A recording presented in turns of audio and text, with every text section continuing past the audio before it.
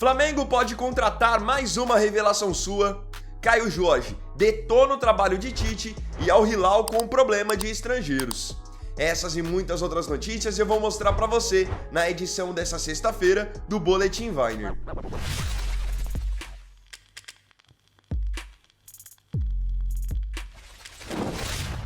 Arsenal perde pontos importantes.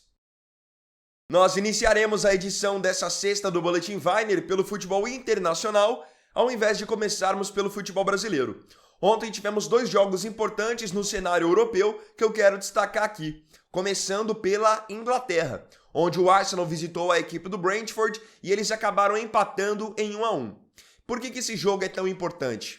Porque um dia antes, o Manchester City tinha vencido o Fulham por 3-0 e tinha derrubado para apenas 3 pontos a vantagem do Arsenal na liderança da Premier League.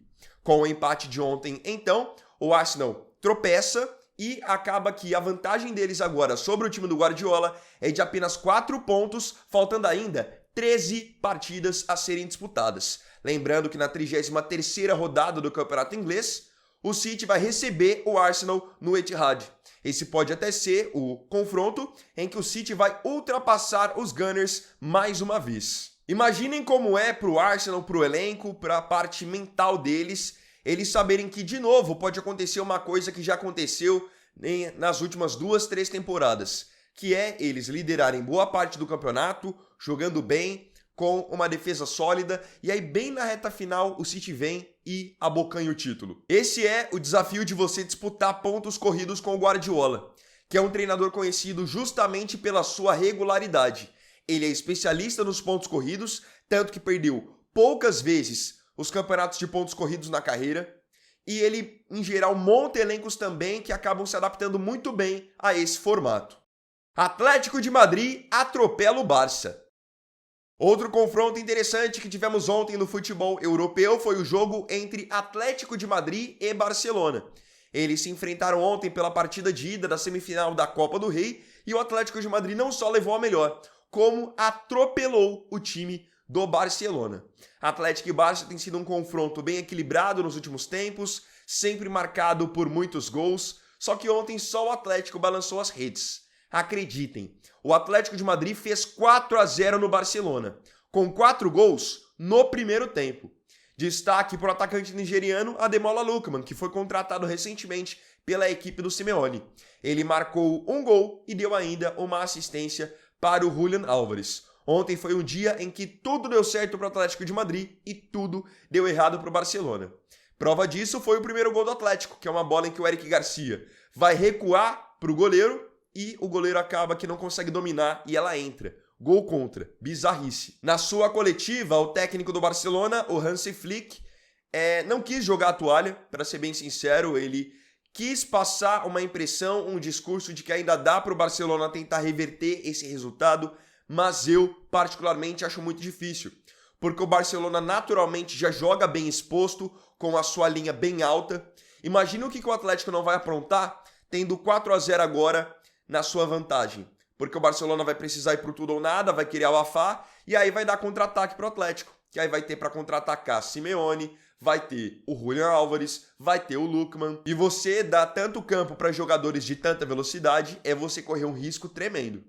Al Hilal com problemas de vaga. Nas últimas semanas, o Cristiano Ronaldo vinha se queixando do fato de o Al Hilal ter um time muito forte, e ainda por cima ter contratado o Benzema. Só que não é porque o Al Hilal tem condições de contratar tantos estrangeiros que eles ficam totalmente em paz. Existem alguns problemas relacionados exatamente aos estrangeiros no elenco.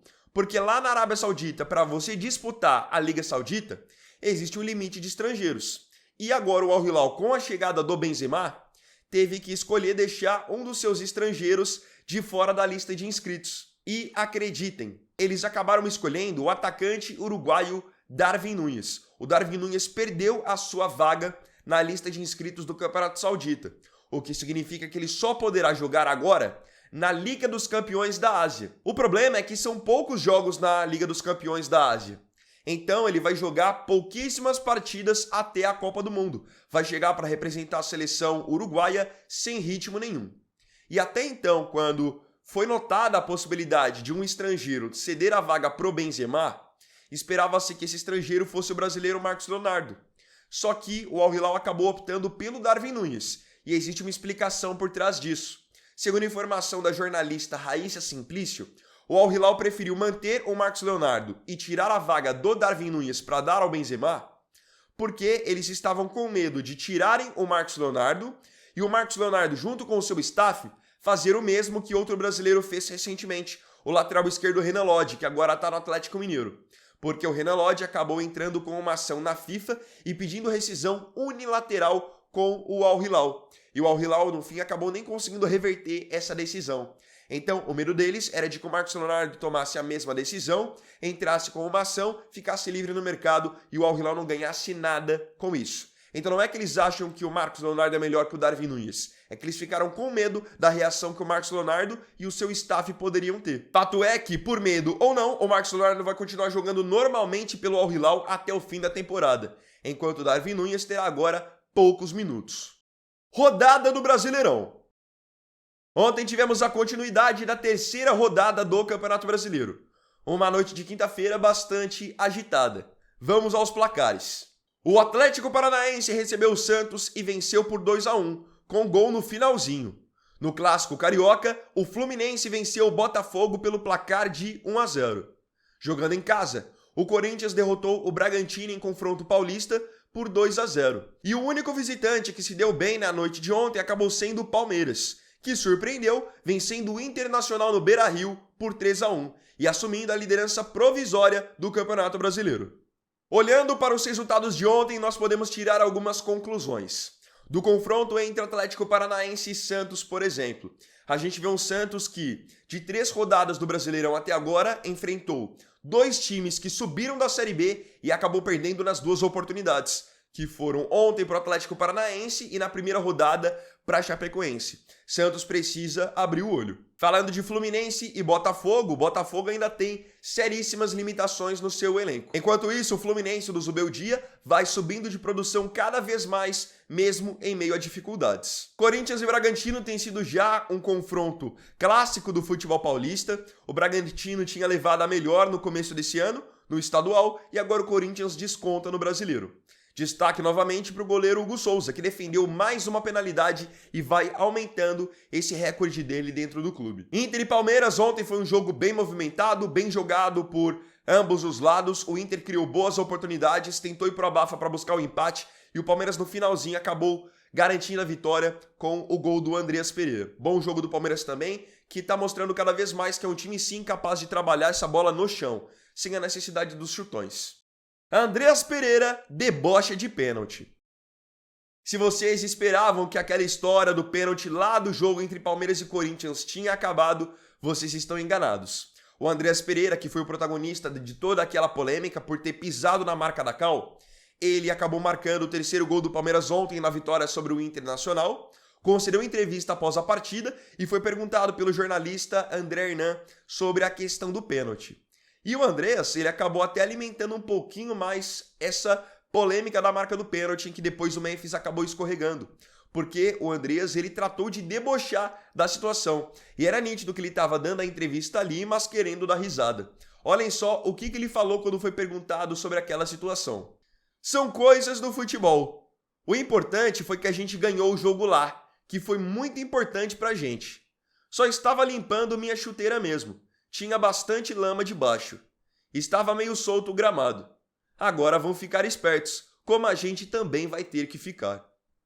Então ele fugiu da polêmica de admitir que quis pisar mesmo, para prejudicar o Memphis, para catimbar. Ele disse que são coisas do futebol e fez essa brincadeira de que estava limpando a sua chuteira. Lembrando que o TJD de São Paulo está avaliando essas imagens e considera a possibilidade de denunciar e julgar Andreas Pereira. No caso, ele seria enquadrado em uma atitude antidesportiva. Eu já tinha falado sobre isso bem quando o caso aconteceu e podem ter certeza que o Andreas Pereira fez, ele não será o último jogador que fará e também não foi o primeiro que fez.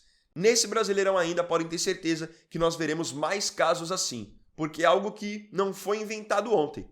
É que agora, com o caso do Andreas, isso está tendo maior repercussão, mas sempre aconteceu. Até por isso, os jogadores, quando vão cobrar as penalidades, eles mesmos ou seus companheiros ficam ali meio que defendendo a marca do pênalti e também ao mesmo tempo segurando a bola. Isso virou até moda. O cara que não vai bater o pênalti, ele fica na marca do pênalti, protege a marca do pênalti e fica com a bola debaixo do braço. Aí ele ouve toda a pressão dos adversários, do goleiro adversário, e aí sim, quando todo mundo sai da área para acontecer a cobrança, ele vai, posiciona a bola e deixa pro cara que realmente vai bater. Neymar critica gramado do Furacão. Como eu tinha falado para vocês, ontem o Santos perdeu mais uma no Brasileirão, acabou perdendo para o Atlético Paranaense em Curitiba, e o Neymar não esteve nessa partida. Neymar ainda não estreou na temporada de 2026, existe até a expectativa de que ele possa estrear nesse final de semana, em jogo do Santos contra o Velo Clube, e ele tinha até a possibilidade de jogar ontem contra o Atlético Paranaense, mas acabou sendo preservado pelo fato de jogo contra o Atlético ser no gramado sintético. E o Neymar acabou novamente criando essa polêmica envolvendo grama natural e gramado sintético, porque logo antes do início do jogo de ontem, ele acabou publicando o seguinte nas suas redes sociais, alfinetando o gramado sintético. Praticar futebol nesse campo é quase impossível. Atlético Paranaense versus Santos. O Neymar ele é um grande crítico do gramado sintético. Sempre que ele tem a oportunidade, ele critica o gramado sintético e por poucas vezes desde a sua volta ao Brasil, ele jogou no gramado sintético. Ele não jogou até agora nenhuma partida no Allianz Parque, não jogou nenhuma partida no estádio do Atlético Paranaense. O jogo em que eu me lembro que ele realmente jogou no sintético foi na Arena MRV, do Atlético Mineiro. Eu entendo o Neymar levantar essa pauta. Claro que a maioria dos jogadores profissionais preferem que os jogos sejam realizados na grama natural, é o natural do futebol.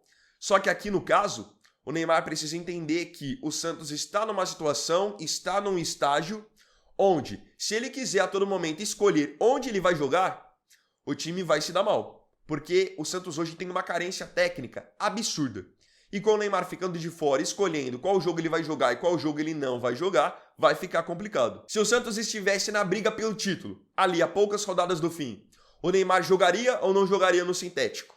Se o Santos estivesse igual ano passado, lutando para não cair, ele jogaria ou não jogaria no sintético?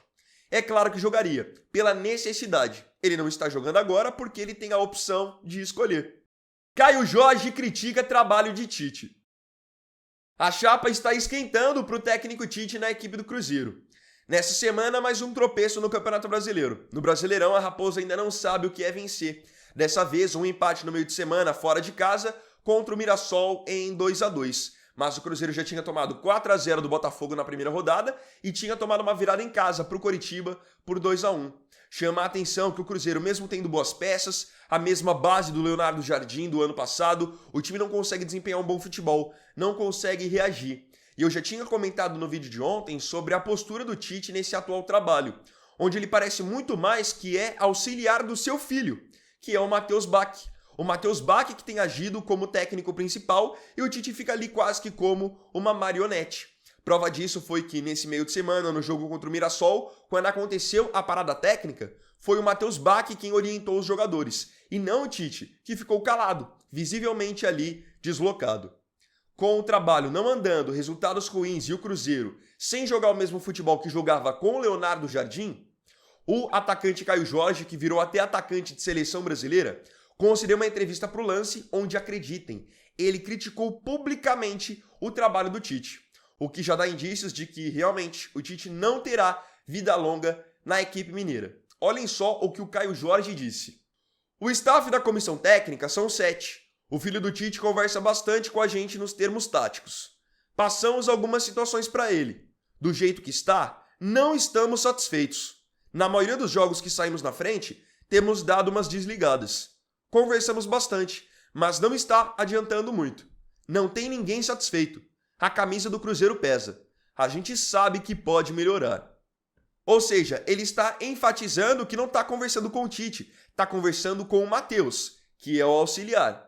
E está enfatizando também que eles não estão satisfeitos. Ele dizer isso publicamente é óbvio que não pega bem, ainda mais no mundo do futebol. Com essa sequência ruim de resultados, o Cruzeiro sem conseguir desempenhar um bom futebol, eu acredito que não vai demorar muito para o Tite cair. E olha que quando o nome do Tite surgiu com a possibilidade de ser contratado pelo Cruzeiro, eu nem achei um nome ruim, para falar bem a verdade.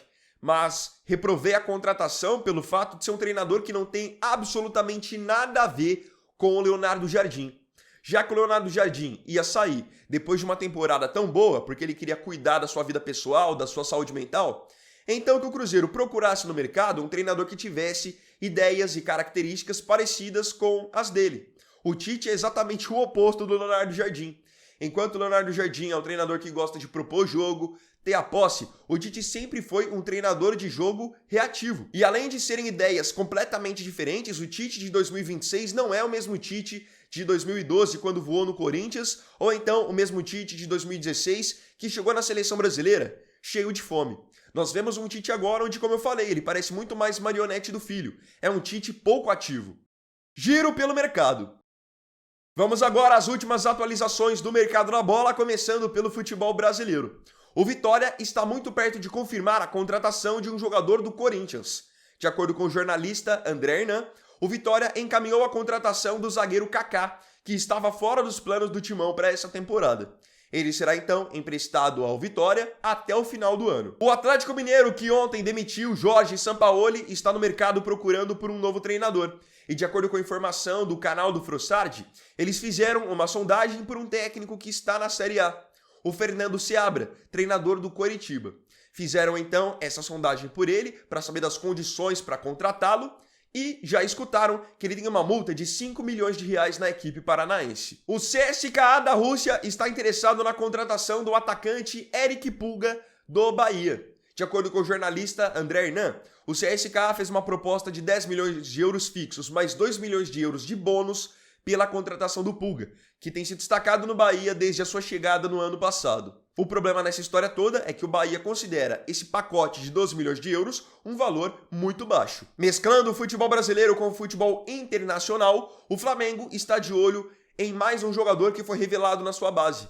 Após contratarem Lucas Paquetá, o Flamengo agora está de olho na possível contratação do volante João Gomes, que está no Wolverhampton, também da Inglaterra.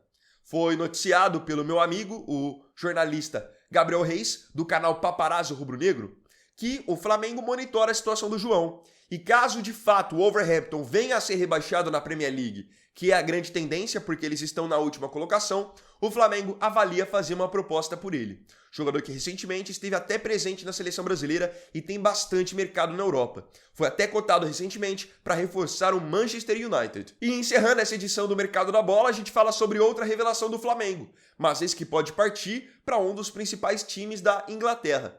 Foi noticiado pelo portal Calcio Mercato que o Manchester City ainda tem interesse na contratação do lateral direito Wesley, que tem jogado muito bem com a camisa da Roma, jogando por vezes até na esquerda, e ele tem tido oportunidades também com o Ancelotti na seleção brasileira. O City então tem interesse nele para a próxima temporada e vai avaliar os moldes para tentar fazer uma proposta. Tudo vai depender da situação financeira do Manchester City e de quanto que a Roma também vai querer pelo jovem defensor. Agora, eu queria saber de você nos comentários a sua opinião sobre as notícias dessa edição do Boletim Weiner. Não se esqueça de comentar.